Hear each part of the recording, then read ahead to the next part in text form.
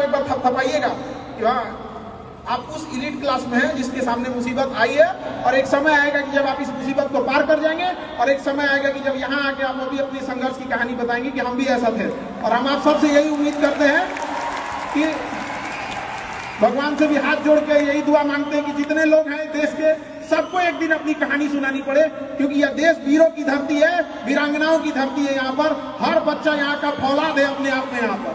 तो ये वक्त है अब ऋण चुकाने का। अब इस सदी में हमें अपना नहीं, अब इस देश का भी एक ऋण चुकाना होगा कि शायद पिछले जन्म में बहुत सौभाग्य, बहुत अच्छा काम किए होंगे तो हिंदुस्तान में जन्म लिए, वरना अगर जन्म के समय थोड़ा बहुत बॉर्डर क्रॉस करते ना, उधरिया हो जाते ना, अरे बाप रे बाप, क्या दुर्दशा होता जिसका कोई हल नहीं। यहाँ पे थोड़ा सा बस उधर खसक जाते तो। लेकिन ये हम लोग का सौभाग्य है। एक चीज हम लोगों ने गलती किया के बाद, हमने महिलाओं के पावर को ना अंडर एस्टिमेट कर दिया।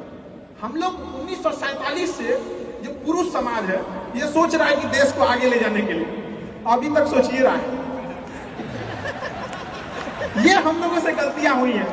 और लड़कियों को हमने जो साथ छोड़ दिया महिलाओं का नाम, बस यकीन मानिए जिस दिन भारत देश की महिलाएं पुरुषों के साथ कदम से कदम मिला ली, 10 साल में देश की सूरत बदल जाएगी, दुनिया देखते रह जाएगी यहाँ पर। और जो महिलाएं, यही मौका है आपको साबित करके दिखाने का। आप किसी कोई कहे कि आप कम है तो थोड़ा सुन लीजिए, कहिए कि दिखाएंगे तुमको, हम करके दिखाएंगे, जुबान से नहीं, वो करके दिखाएंगे कि तुम्हें भी याद होगा। और इतना महिलाओं को आगे बढ़ना है, खुद को अपने आप को इतना निखारना है कि किसी घर में अगर लड़की पैदा हो तो खुशी मनाई जाए।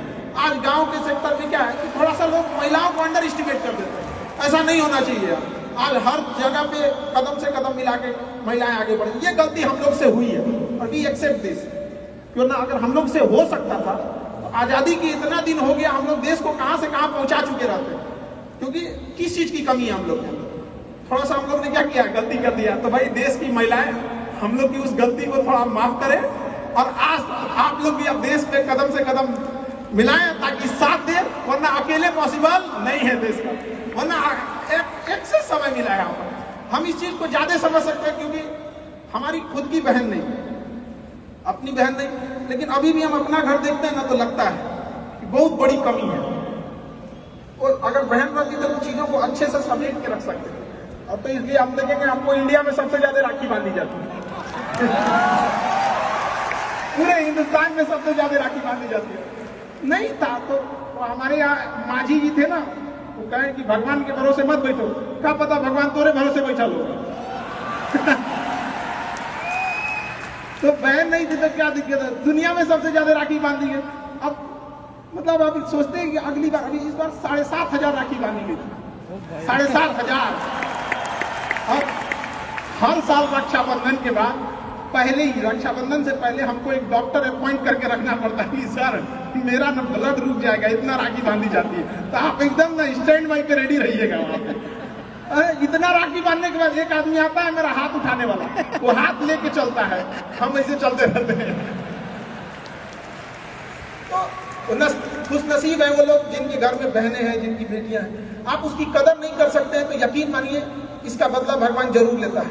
आजकल लोग देखते हैं कि लोग बहू की कदर नहीं करते। अरे वो आपकी बेटी है, चेहरा बदल के वापस भगवान ने भेजा है आपको, नहीं कर सकते कदर ना, तो आपने भगवान की उस नेमत को ठुकरा दिया है। और फिर घरे में मुसीबत आएगा तो कहेंगे कि पता नहीं क्या हो गया। चाहे चांद पे पहुंच जाइए, चाहे जितना भी आगे चलिए, अपनी सभ्यता संस्कृति को मत भूलिएगा, वरना मिट जाइएगा यहाँ से। यूनान, मिस्र, रोमा सब लुट गए जहां से, लेकिन मगर बाकी नामो निशा हमारा। कुछ बात है कि हस्ती मिटती नहीं हमारी, सदियों रहा है दुश्मन दौरे जहां हमारा। भारत को मिटाने की कोशिश की गई, मिटा कभी नहीं। इसलिए याद रखिएगा, अपनी संस्कृति को नहीं भूलना है। और हमसे गौरवपूर्ण संस्कृति पूरे भारत, पूरे विश्व में किसकी है यहाँ पर। तो ये चीजों को थोड़ा सा आपको ध्यान में रखना है और आपस में मिलजुल के एक देश वाली भावना लेके चलना है कि हम सबको मिलकर देश को अपना उस पुराना जो गौरव मिला था उसको वापस लौटाना है। और आप लोग आगे बढ़ेंगे, युवाओं में है, आप जिधर युवा चलते हैं उधर ही सब कुछ चल देता है। आप तलवारों के साए पर इतिहास हमारा बनता है, जिस ओर जवानी चलती है उस ओर जमाना चलता है।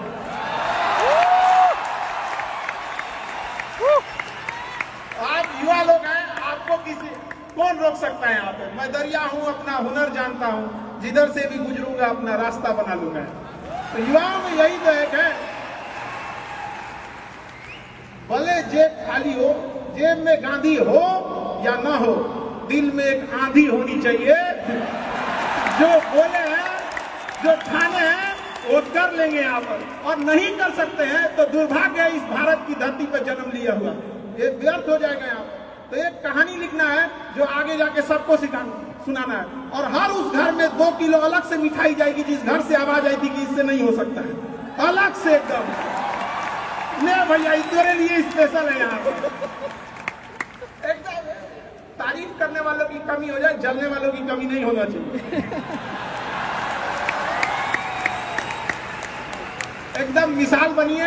आप सब लोग को, हमारा आप सब लोग को ढेर सारा शुभकामनाएं, दुआएं। आप पे ठोकरें आएंगी, लगेगी ठोकरें, उसी को ठोकर लगती ना जो चलता है, जो सुतल है बेड पे, कौन सी का ठोकर लगने वाला है। और ठोकर नहीं लगेगी तो नहीं आगे बढ़ सकते। कामचोरों से तो इंडिया परेशान है, जो कुछ नहीं करता वो भी संडे को आराम करता है। अरे तेरे लिए कोई का संडे है? काम बस ईमानदारी से कीजिए। हम लॉकडाउन का एक छोटा सा एग्जांपल देते हैं। हमारे यहाँ एक लेबर था, जो नहीं काम करते हैं लेबर लोग, उनकी बहुत दुर्दशा हो गई लॉकडाउन में। रियल में एक्चुअली उनके साथ प्रॉब्लम क्या है ना, they don't have backup money.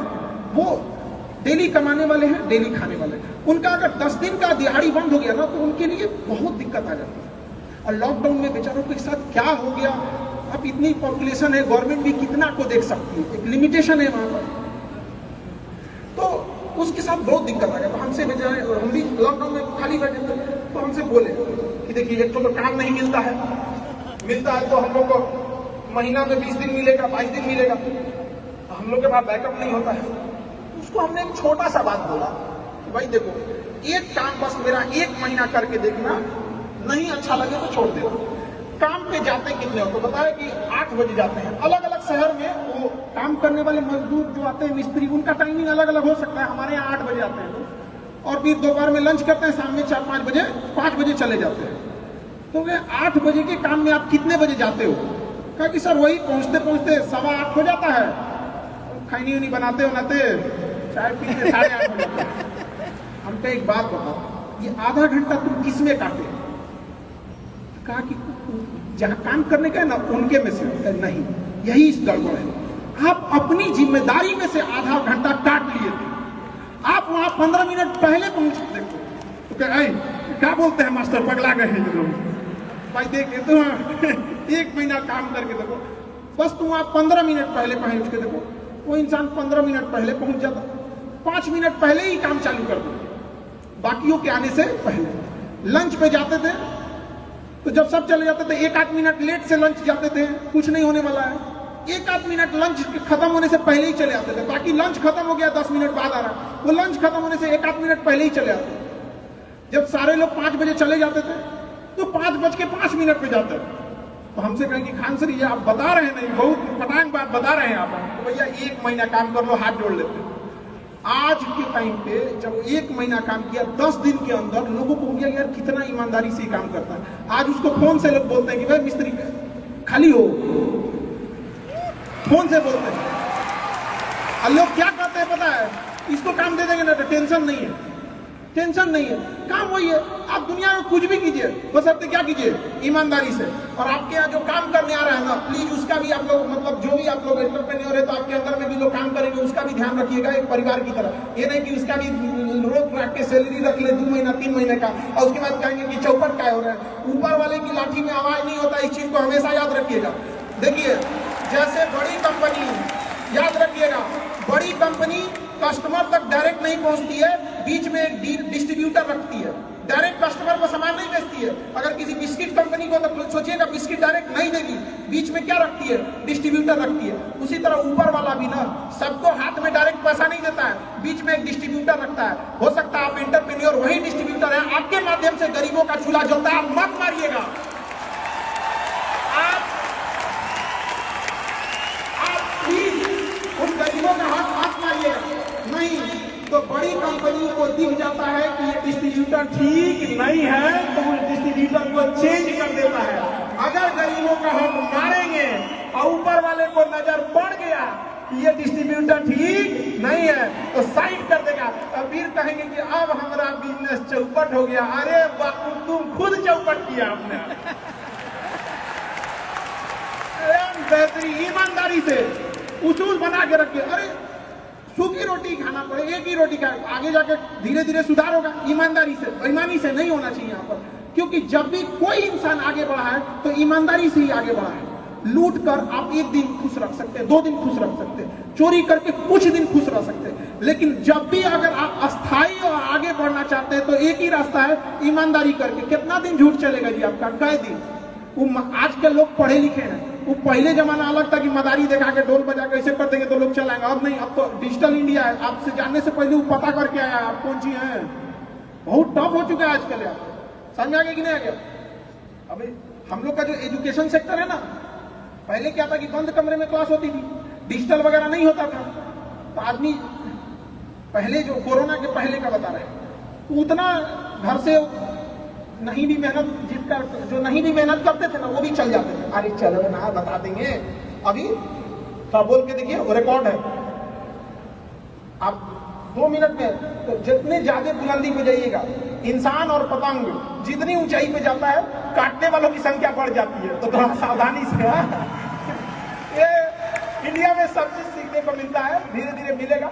और भगवान से उम्मीद करते हैं ऊपर वाला जल्दी से जल्दी आप लोग को कामयाब करे, और इतने बुलंदी में जाइए कि आप लोग की केस स्टडी हम लोग को कभी पढ़ना पड़े।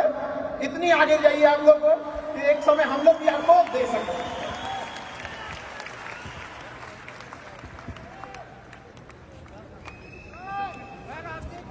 हमसे क्वेश्चन